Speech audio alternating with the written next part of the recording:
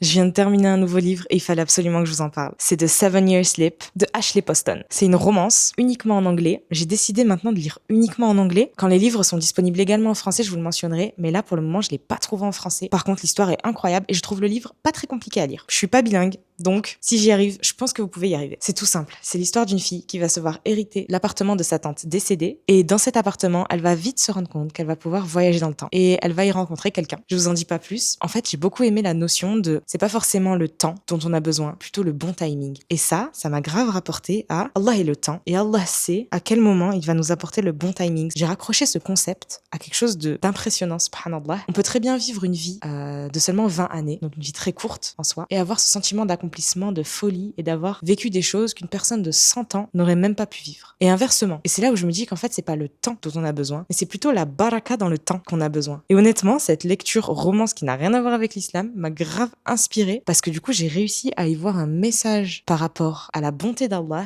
qui a fait que tout simplement, en fait, je me dis, mais il faut absolument qu'on demande à Allah le bienfait dans le temps. C'est pas forcément beaucoup de temps. On devrait pas forcément lui demander de pouvoir vivre 100 ans, mais plutôt de vivre comme si on vivait éternellement, mais surtout aussi comme si on allait mourir demain. Je sais pas si ça a trop de sens. Bref, très bonne petite lecture, j'ai beaucoup aimé. Ma prochaine lecture, à votre avis, qu'est-ce que c'est? Je vous donne un petit indice là. Si je vous dis genre orgueil, vous me dites quoi? Je vous laisse deviner.